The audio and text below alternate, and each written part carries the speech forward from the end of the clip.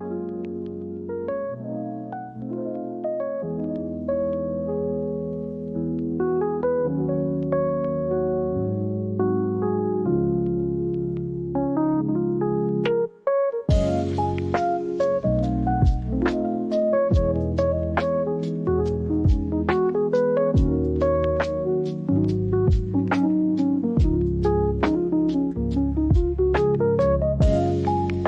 morning, everybody. Barely got in on the good morning there. It's like about 11:45 here. Running some errands this morning. One of those errands was to go pick up this coffee that I got in my hand right now. Do feel like a bit of a fraud though, because it is pretty light right now. I only got like a couple swigs left, but we're still going to count that for coffee chat. Nice morning outside. Weather seems to be getting a little bit warmer. Not quite go outside in a t-shirt time yet, but maybe we're through the worst of it, I'm hoping. I'm not a big fan of the cold weather here. I'm a California guy, so I'm used to wearing at the very most like a hooded sweatshirt in the coldest times of living in San Diego. But yeah, it's good to be in Japan though. Another nice day here, I think. Today we're going to chat about a couple different topics, but we're going to look at the news and stuff as well. I'm still fighting the back pain. I've got I think I really did a number on my back a couple weeks ago when I was at a tennis lesson. I think it looks like Saturday I'm gonna go get a MRI done for that to see how bad I messed it up. I don't have any numbness or anything like that, but definitely if I sneeze or anything like that, I'm definitely feeling it in my spine. So best to probably have it looked at. I've already dealt with one back injury that was really linked to just kind of overworking. A lot of hunching over the Cintiq with bad posture during a lot of overtime. It was still taking a lot of breaks to get up and walk around, but it still just wasn't enough. So yeah, already been through 2 surgeries on that, on a lower part of my back. I don't really want to go try it again on a different spot. So hopefully the MRI will come back as something we can just do with physical therapy for, and hopefully get back out on the court there. I do find it's hard for me to get motivated to be very active unless I have an actual sport that I'm trying to get better for. And then all of that connects to food, and I kind of get in a bad cycle. Sleeping gets strange. It's just a mess. I'm a mess, but aren't we all? So yeah, let's take a look at what we've got this morning. Yep, just working on some stuff here in the studio. I've still got some frames I need to get up. We're going to populate that back wall a little bit better off to over here. That's one thing I just recently, yesterday during a stream, figured out about my camera. I didn't read the manual for my cameras. I have 2 of the same cameras, one up here and one up, taking a studio shot there, but just naturally I made a motion, this motion here. No, not gonna do it. Let's see, maybe this one here. Now it doesn't want to do it. My God, cooperate. This camera just does not want to cooperate. Yeah, there we go. Apparently if you point up like this, it zooms in, which it's not too flattering. I don't really want to be zoomed in right now. It's working really good yesterday. I could go in and out really easy. I'm not sure when I'd really use this, because I don't think it zooms in on the location of my finger. It just zooms in general. I have a slider for that. I guess I just got to be careful who I'm pointing at on my stream, which sometimes Yuki does invade our streams, and I might be pointing at her to not knock something over or something. Sorry, my phone is kind of going off here. Let me silence that. But yeah, let's take a look at the headlines today. I did have a couple other things I want to talk about too. Let me lower down the music just a little bit. I do like the music, but I don't want to be drowned out here. Yeah, so let's just look at Kotaku first. I casually browsed the front page. I looked at Sifted first, but it looks like there hasn't been much updated there yet. which is good. Shane, who owns that site, he probably needs to take a break. I know that guy works himself to death to keep that thing curated, but it's a really good site. Highly recommended. Yeah. Kai Cenat and Mark Phillips among streamers named against Drake's lawsuit. I didn't know Drake had a lawsuit against UMG. Tell you the truth, I don't know what UMG is. I do know Kai Cenat though. I wouldn't say I'm like a fan. I watched part of his Elden Ring stream, just because I thought it was kind of cool seeing somebody start from scratch that's never played the game, and then he went all the way. He conquered it, and it was a really long stream. Sometimes just like starts yelling really loud, which seems to be a thing among streamers. I don't think I ever want to pick up that habit, not only for my neighbor's sake, but I'm just not the type to start screaming all of a sudden. Although if any game's gonna make me scream, it's probably gonna be a Elden Ring or Souls game. Oh, defamation lawsuit. Okay, against the Universal Music Group. Spreading false narrative. Okay, yeah, I'm kind of out of the loop when it comes to all this beef between Drake and Kendrick Lamar. I'm aware of things like that, but it's not. If I don't dig in, you can kind of just live in a bubble here and not really know about that stuff. Yeah, so it looks like it's about that, which I am not too interested in myself, to tell you the truth. There's been enough of rappers fighting with each other and beef tracks and things like that. Include Kai Cenat, no live share. What are they implicated for? Reactions to the artist regulations. Oh, okay, so I guess probably they were just reacting to the diss track itself. Yeah, it looks like they've been criticized. Yeah, this kind of gets pretty far out of the game industry. So, Kai Cenat, I think he's a good streamer. He goes to a lot of trouble to build some really elaborate sets. One thing that I was a little put off by was I was watching the beginning of the Elden Ring stream on my projector in the bedroom there, and we use a whole wall as the screen, so it's a pretty big screen, and the sound is pretty loud when I turn it up. So I had the sound up pretty high, and he's playing the game, and all of a sudden he jumps up and he's like, "Oh, headed to the bathroom," which I expected him to walk across the scene and disappear for a couple minutes. No, he actually switched to the bathroom cam, which I don't think that ever needs to be two words that go together. I think he just had his iPhone or something, and he literally streamed himself. I mean, keep in mind you couldn't see anything, thank God, but there were sounds I didn't need to hear. I think with my maybe 2.5 weeks of streaming experience here, I can promise any viewer of this channel that you will never see a bathroom stream on this channel. We do have the iPhone set up, at least it used to be set up. Let's see if it is now. Let me see if I can pull this up and make it work. Yeah, I did get it set up because I do think there will be some times where yeah, it looks like it's still connecting. Let's see if we can get it up here. I think there will be some times where we go downstairs and yeah, there we go. That's working. You can see how messy my studio is here. This is a pile of laundry that needs to be folded. It's clean laundry, but this is what we're working here with. This is the game chair. This is where I should be streaming a lot of my games, but currently I'm more comfortable sitting here in the corner. You see my setup for the Japan cam there. I've got full TVs over here. Yeah, he probably was using the same exact software as this, but he straight took this up. Thank him personally for keeping that trained on his face while he was doing his business. But yeah, not something. I don't know. That can't go together with Twitch's guidelines, I wouldn't think.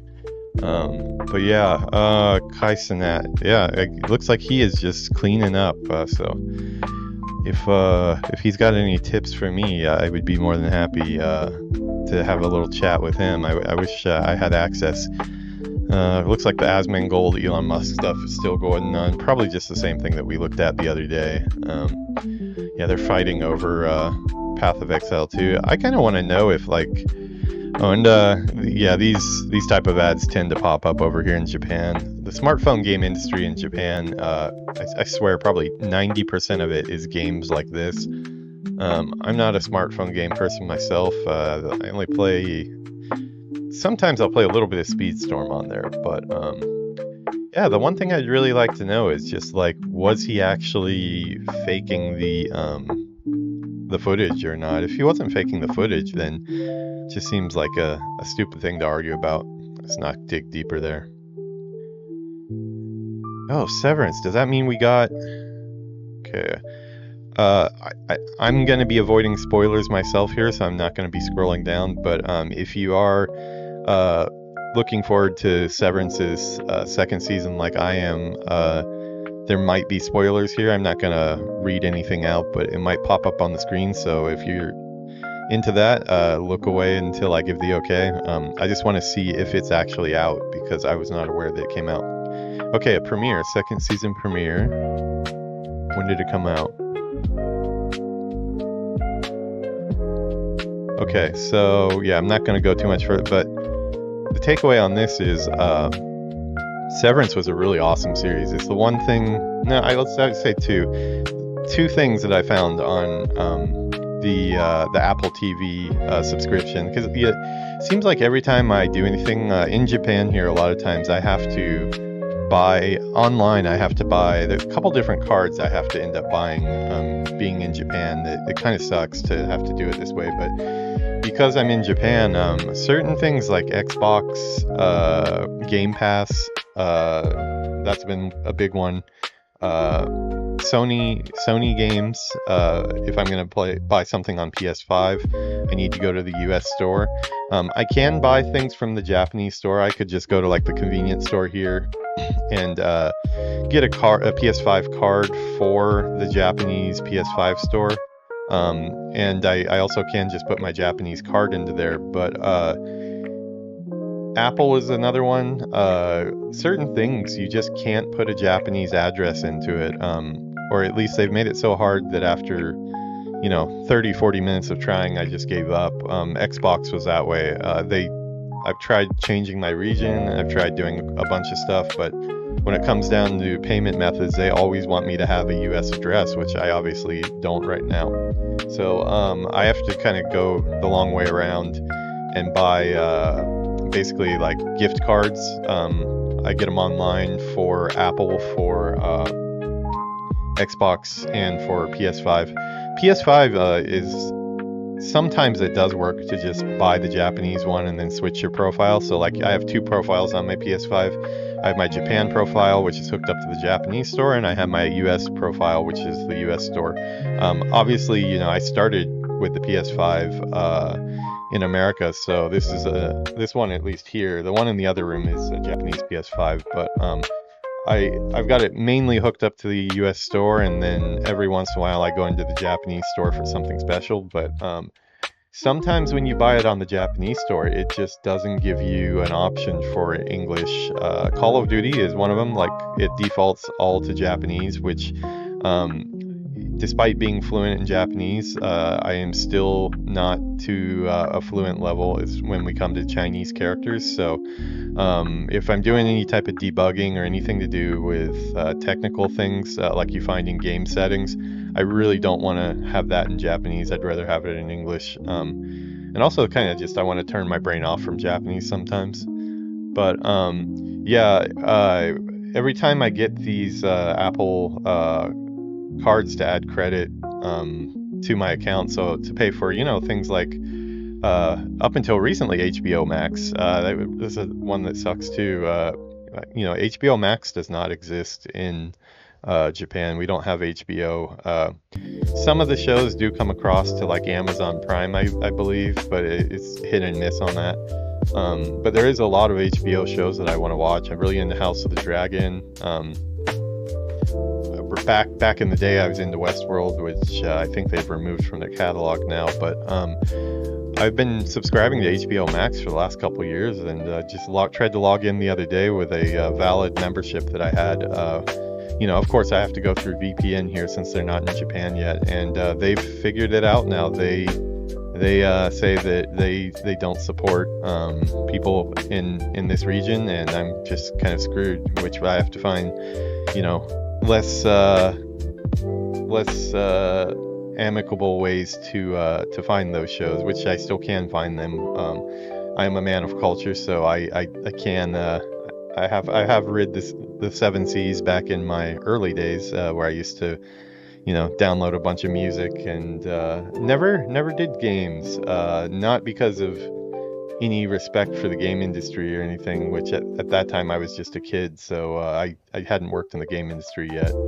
But games just seemed like to me like if I tried to download something like that, it would be. I was worried about getting partway through a game and then just like being bugged out or something. So I always stayed away from.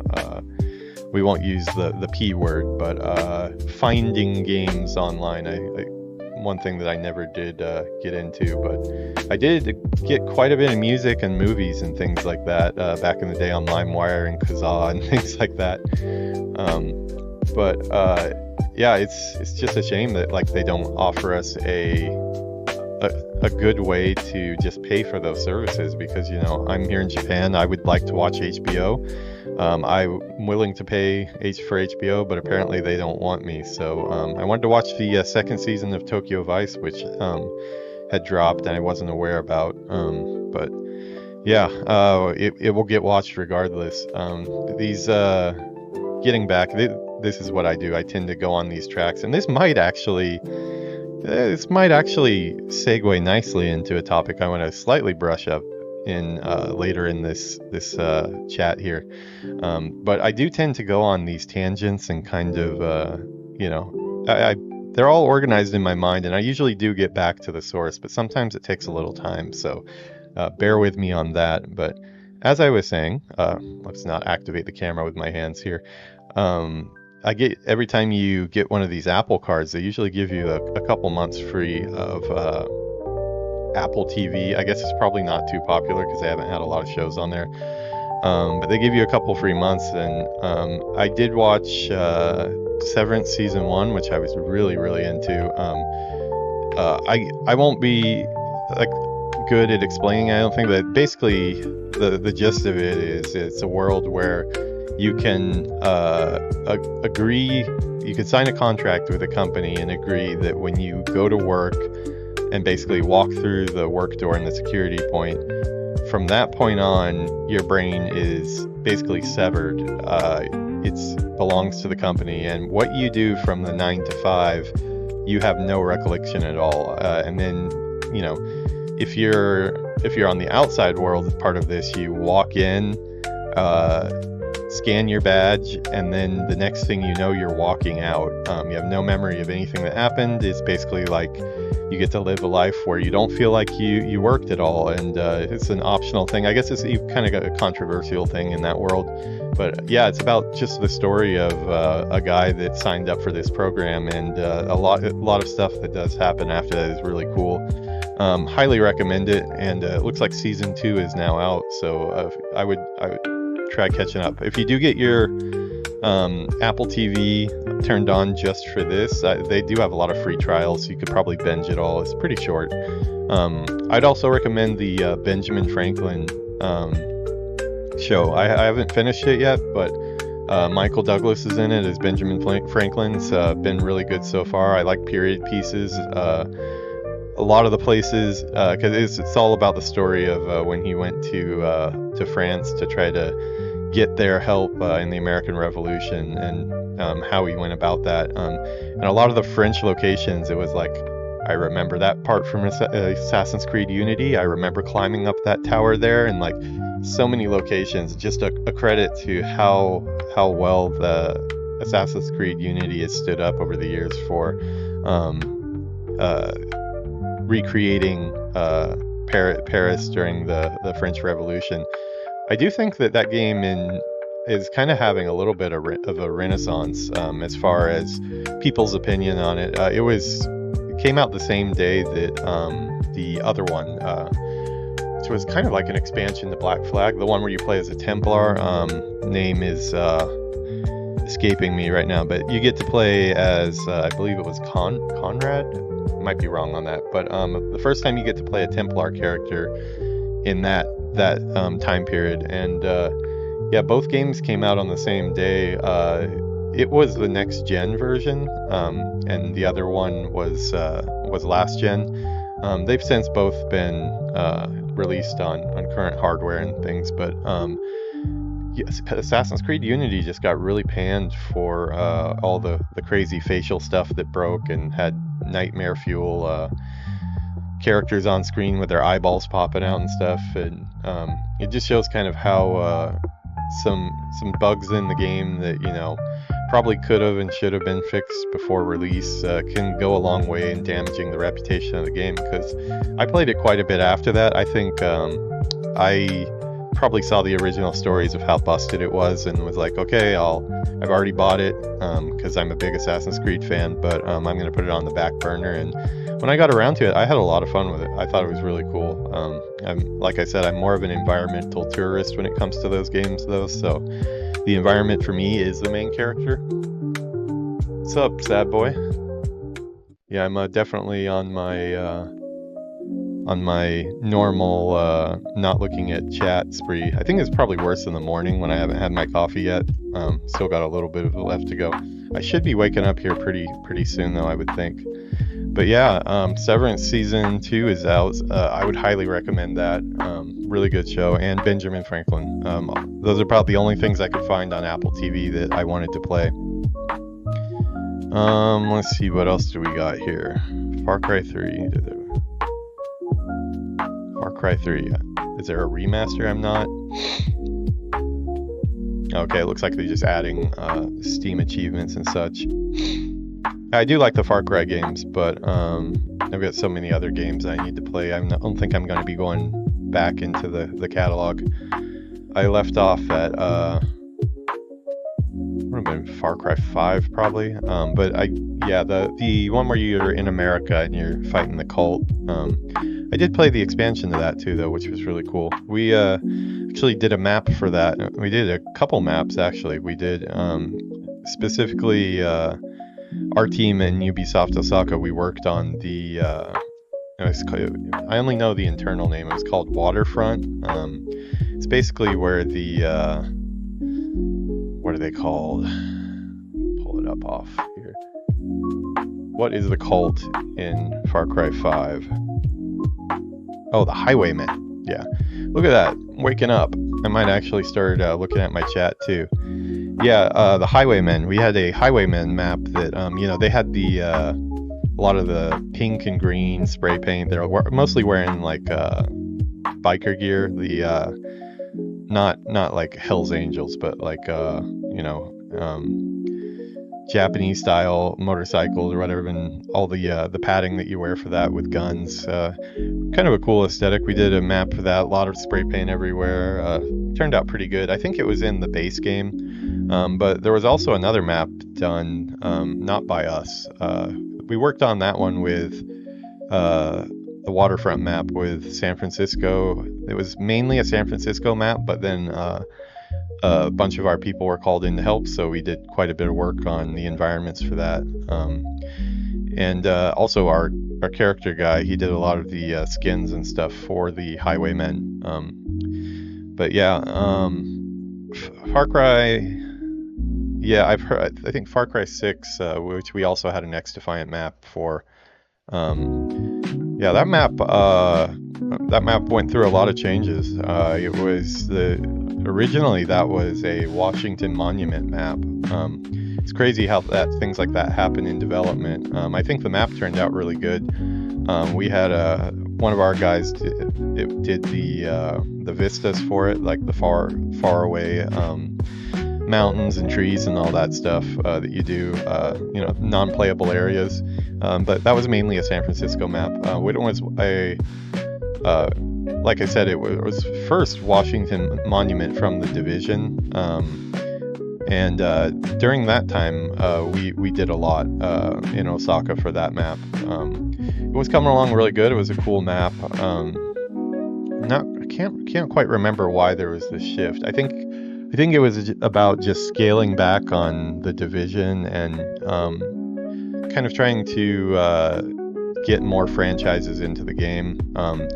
That turned out to be a pretty good target. I was pretty apprehensive at first of whether it would make a good transition to a Far Cry map, but I think they pulled it off really well. That's the Far Cry 6.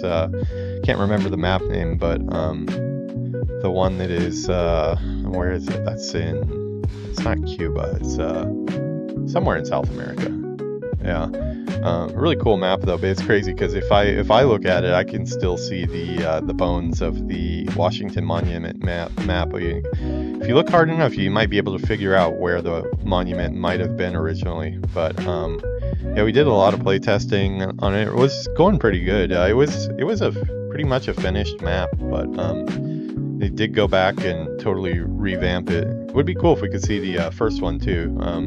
Because the first one I thought was pretty cool as well, as since I played the Division. But yeah, there was a couple Far Cry maps within Xdefiant.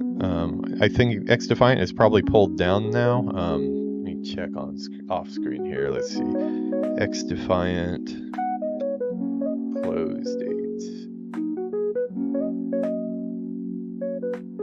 Oh, okay. So it looks like people have a little bit longer than I thought. So I guess I was kind of tying that into when the studios are closing down. The studios are closing down sometime in the middle of this month. They may already be closed. Ubisoft Osaka, Sydney, and San Francisco, which is really horrible, I think.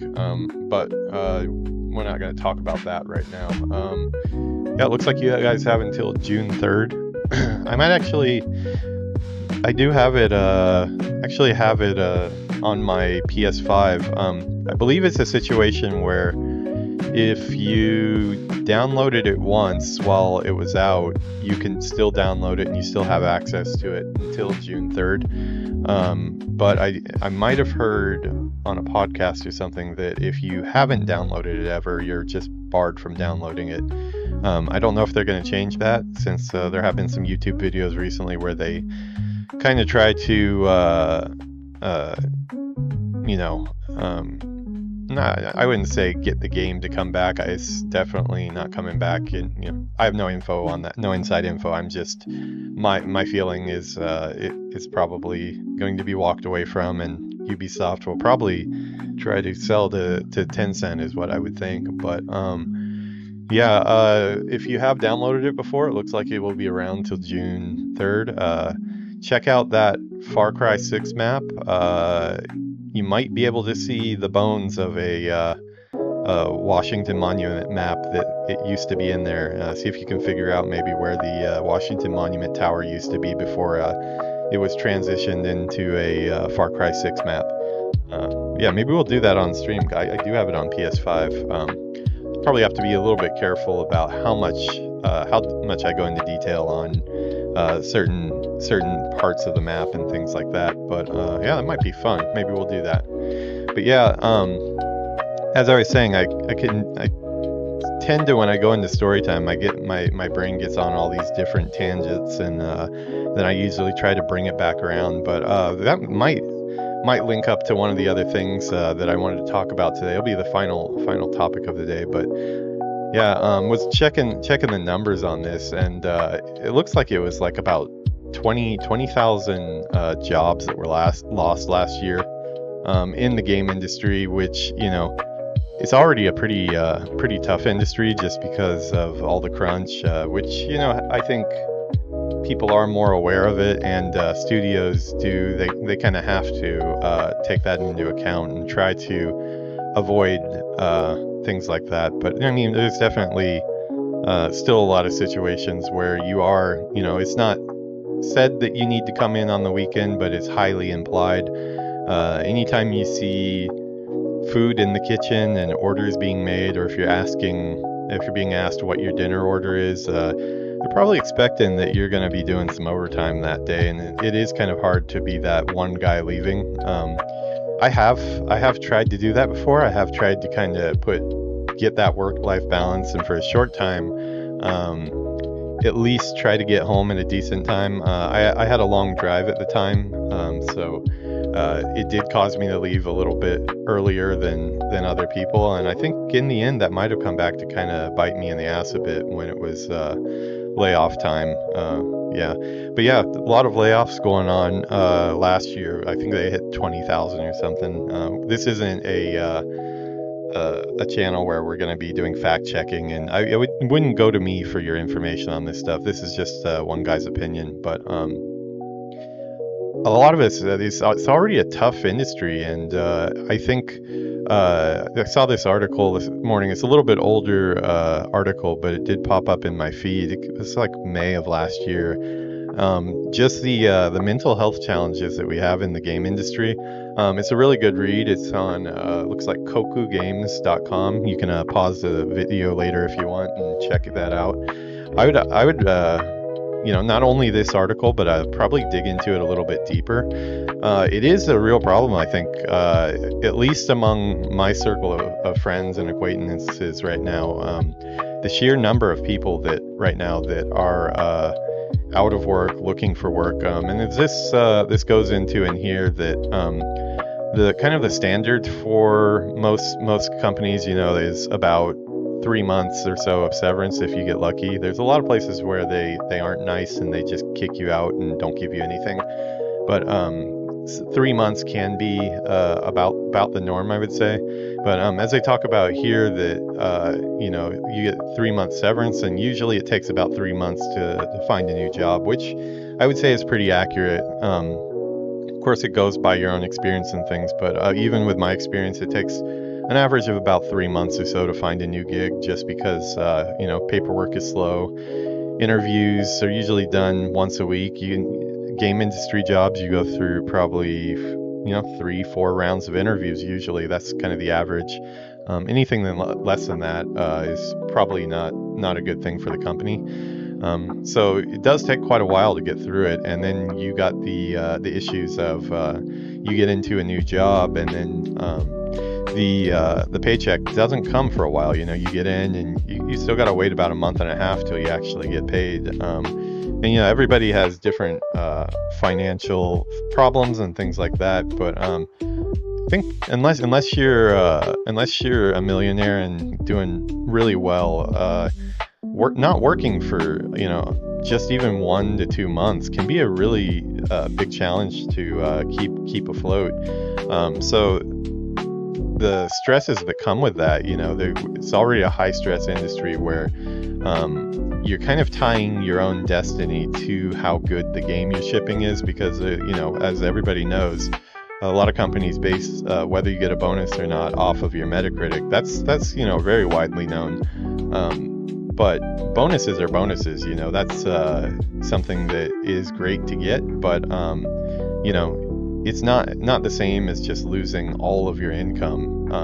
So for me, when I'm thinking about that type of stuff, I'm more concerned about, like, is this game going to do well enough that we're actually going to be able to keep people on after?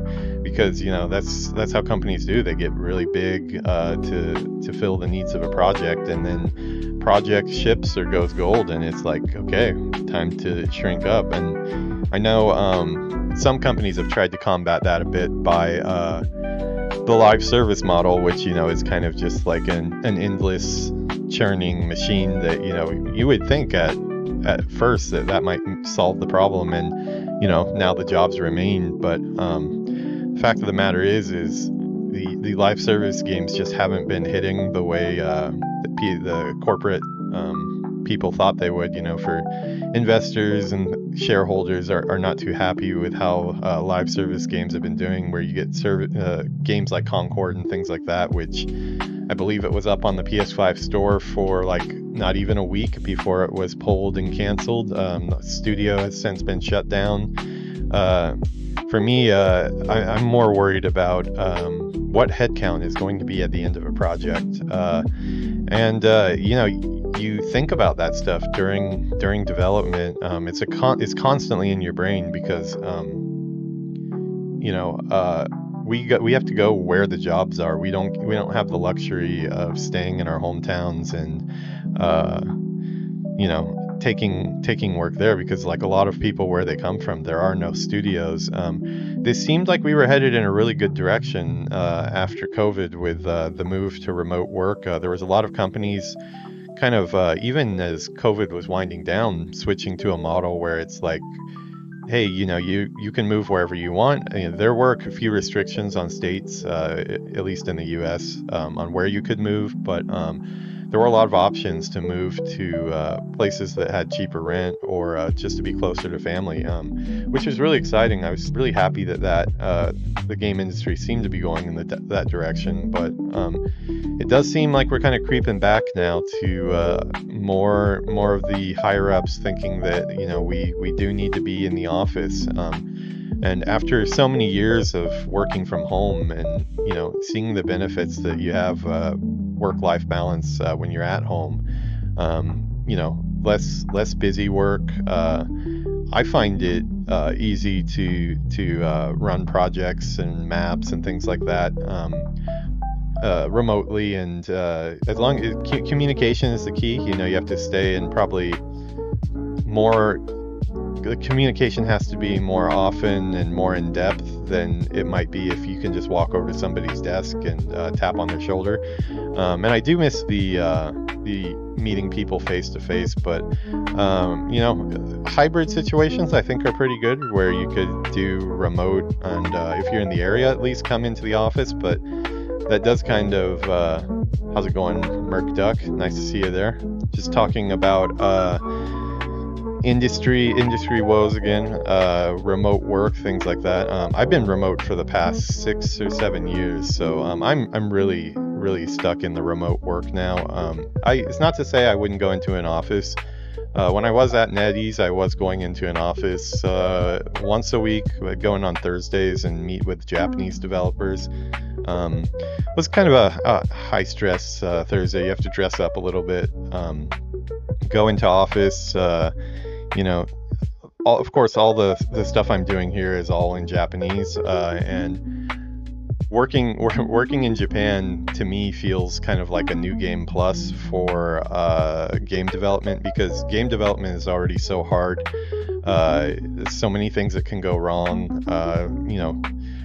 Personal relationships with the people that you need to work with. There's a lot of departments just we're kind of at odds with each other. What art is trying to do versus what design's trying to do. Design's trying to make the game fun. We're trying to make it look pretty. So there's bound to be disagreements and things that happen, and all that stuff can be compounded even more when you're doing it in another language. So for me, I felt like I needed to be extra careful in how I dealt with the Japanese developers on the projects.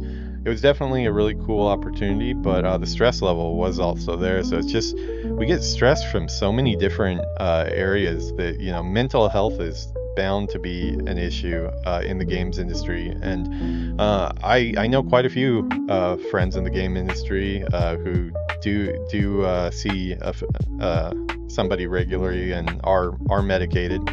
I'm not shy to say that I am one of those people. I've had a pretty hard last couple years. It's been a lot of good, but there's also been quite a lot of bad. I've been through a couple layoffs as well.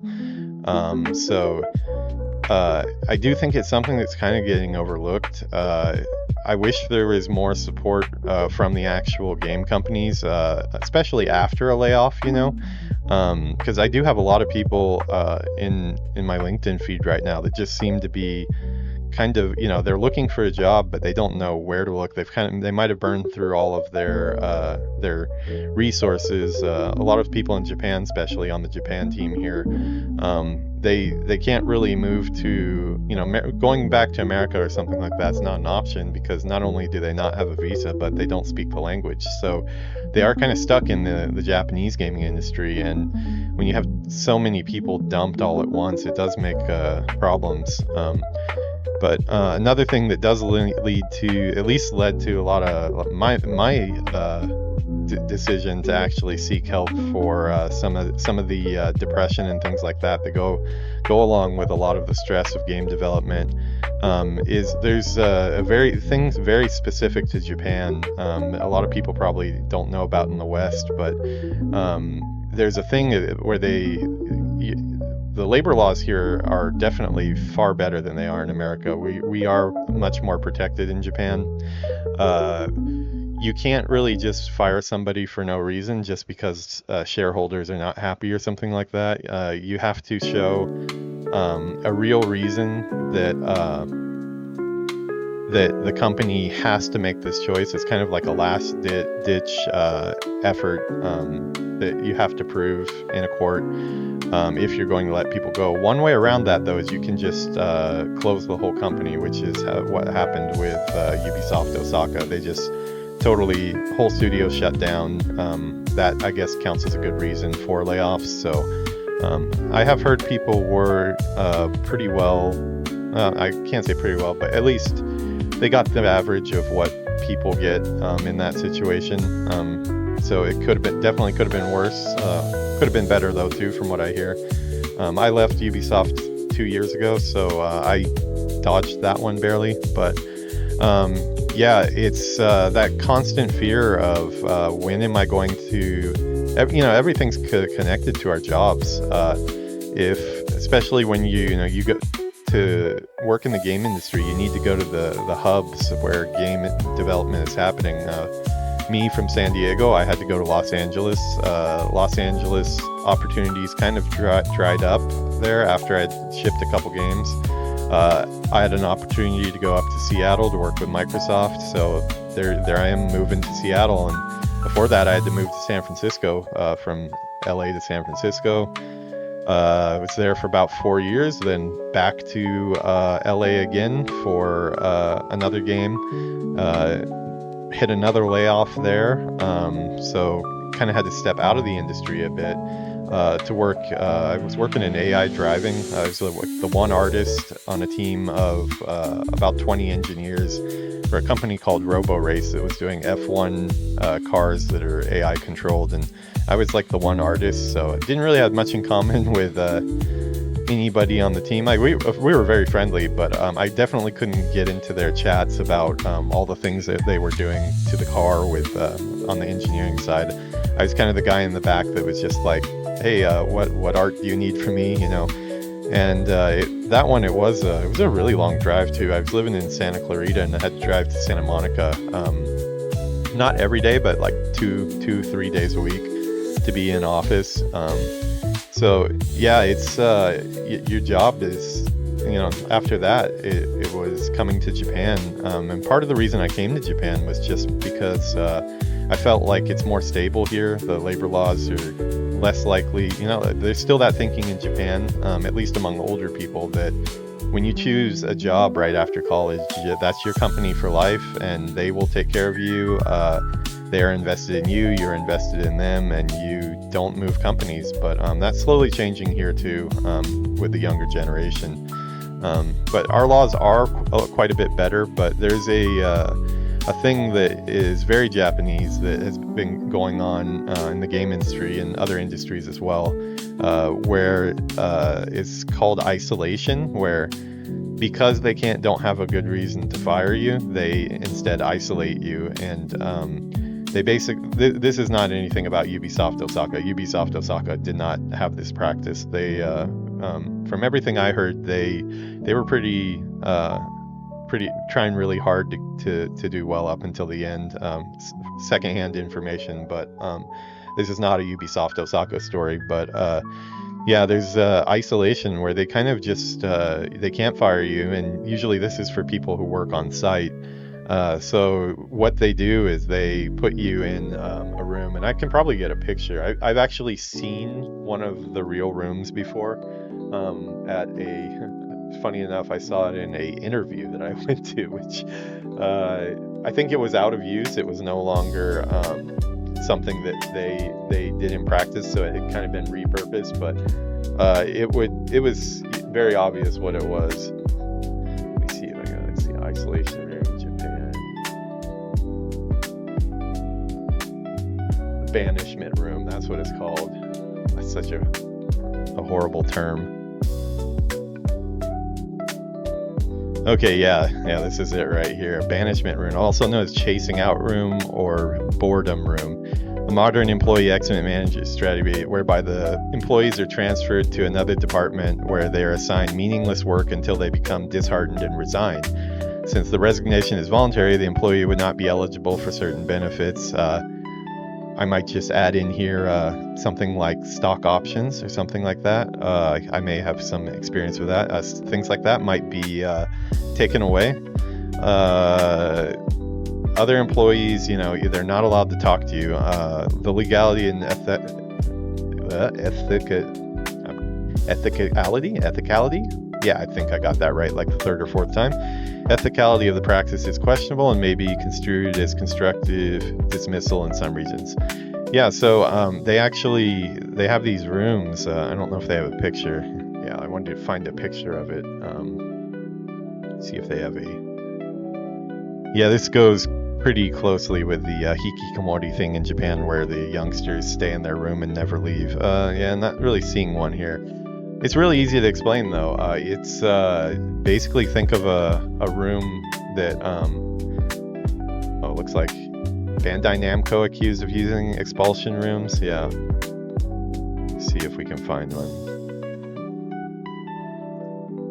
Don't know whose channel this is. Lady Decade, it looks like. We're going to turn the sound off in case anything's copyrighted. Let's see if there's just an image.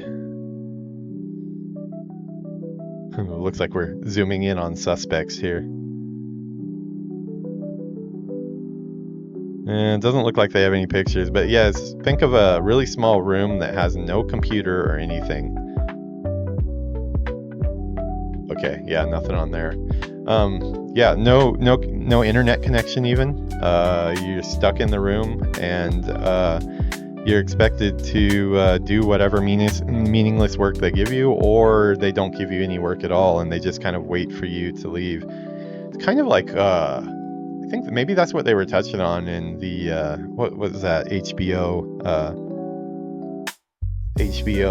Silicon Valley. The one dude got sent to expulsion. He was just up on the roof all day drinking his Pepsis, and then ended up becoming a company head after that. It was a really funny storyline, but yeah, it's still in practice somewhat here, but rather less. I definitely think it's probably a thing in China, though.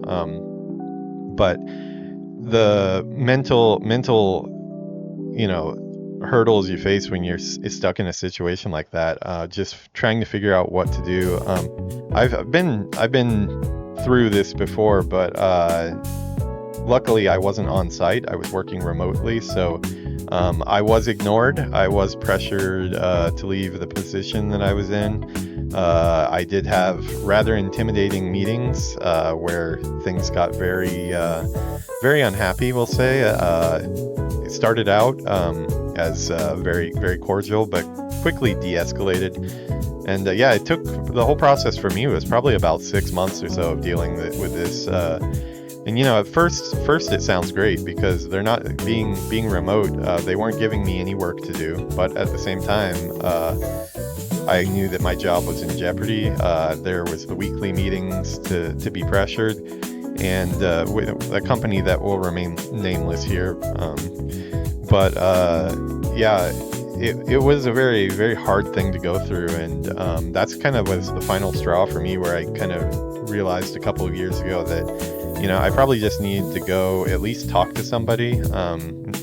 It did turn into actually getting some prescriptions for sleep and things like that, because I'm one of those people, when I try to go to sleep, my brain goes a million different places. I get really restless. So I've already had some sleeping issues, and this was kind of tied into that a bit, just because, what do you think about when you're in the middle of the night, when you're worried about things? You're going to be thinking about your employment. If you're being isolated, that's going to come up quite a bit.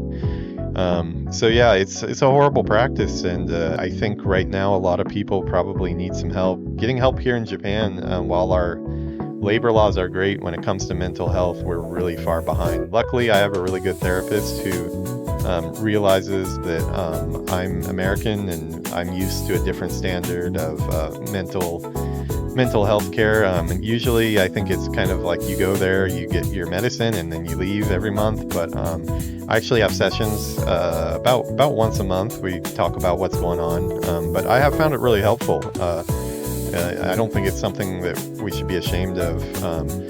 Anybody that watches this, or I tend to reach out to friends that I think could benefit for it. I think it should be something that's not so taboo.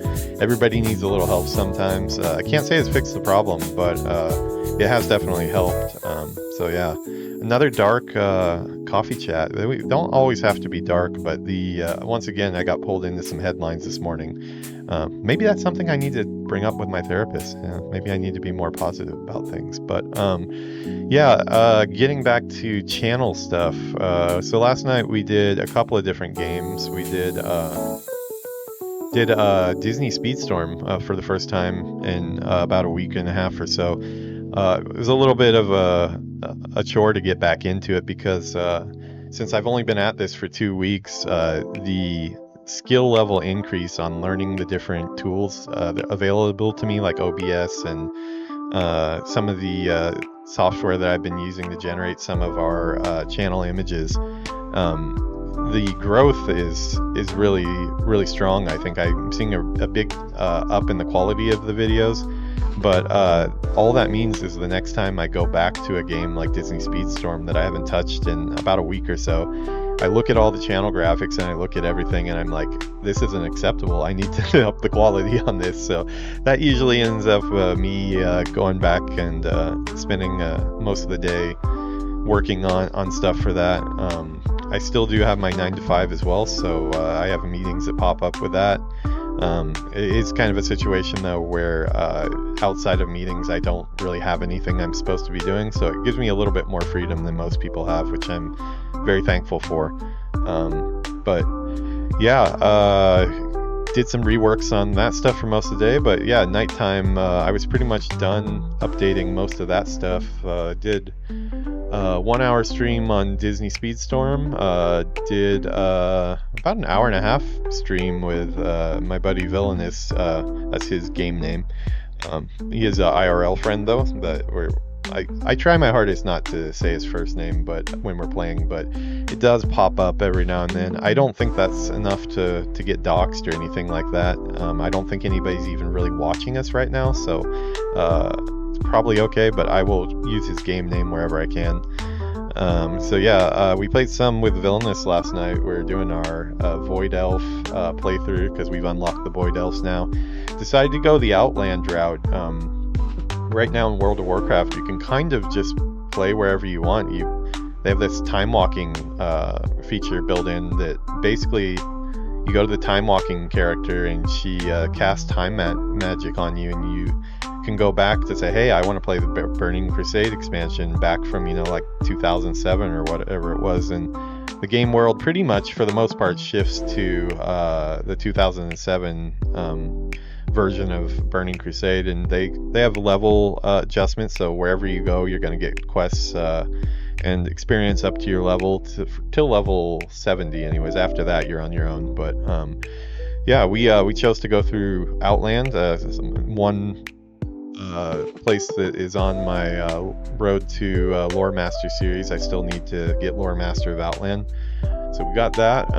Gonna be playing a couple different probably gonna get back to our Worgen Warrior today, I think, since I haven't touched him for about a week. I'm gonna do another episode for him, probably do some another Lore Master episode where we go after the achievement in Suramar. And depending on Villainous' schedule, we might set up a play hour or two of that as well. Yeah, I think that's where we're gonna call it today. What are we at? Okay, yeah, I was going for 45 and I hit 54. I'm getting better.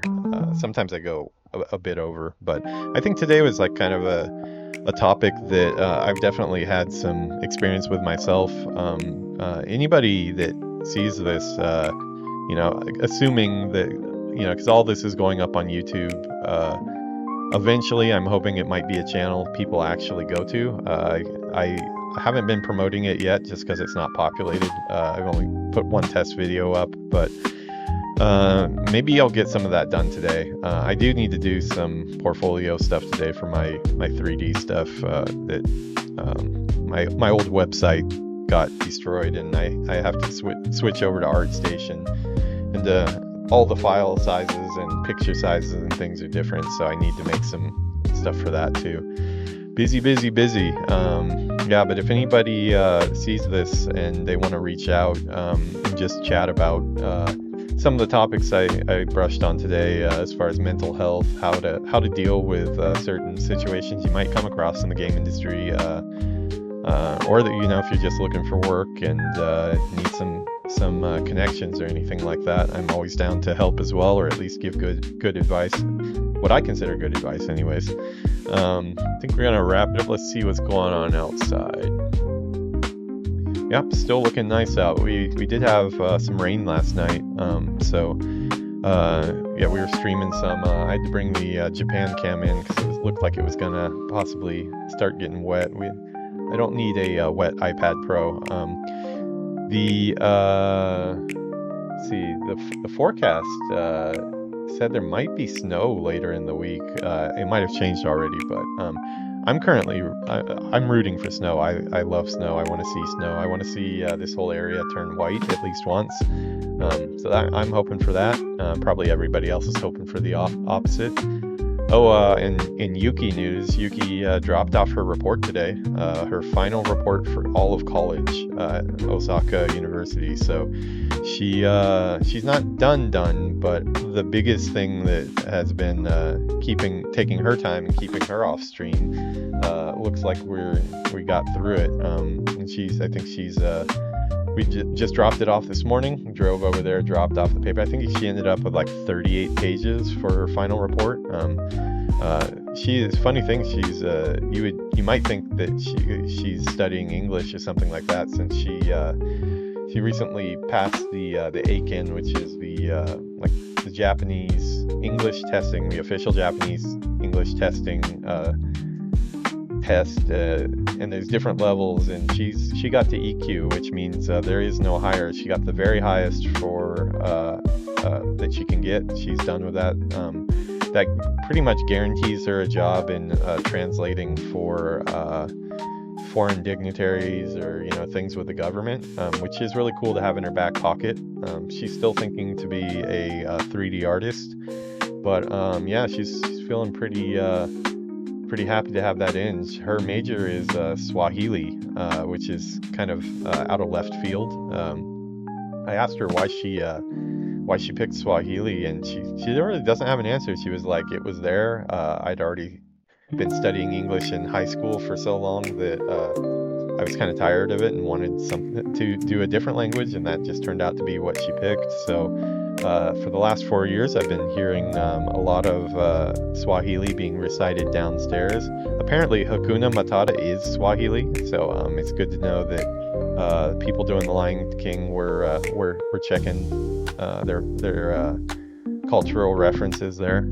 But yeah, so hopefully we'll get her on stream a little bit more too. Probably not the coffee chat so much, because like yesterday, she came in and started eating nori on screen, seaweed, right here, and you think I lose my train of thought today. I was all over the place. We had to kindly ask her to either sit down or get out, but yeah, she took it well. So yeah, gonna tie this one up. Consider it work complete. I hope everybody came for the vibes, and I hope you achieved your zug, whatever that may be for you. Gonna switch out.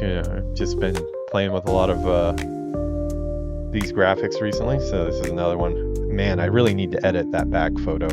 That was really lazy. I literally took a picture of my outside view from the Japan cam and just tossed a really quick filter on it.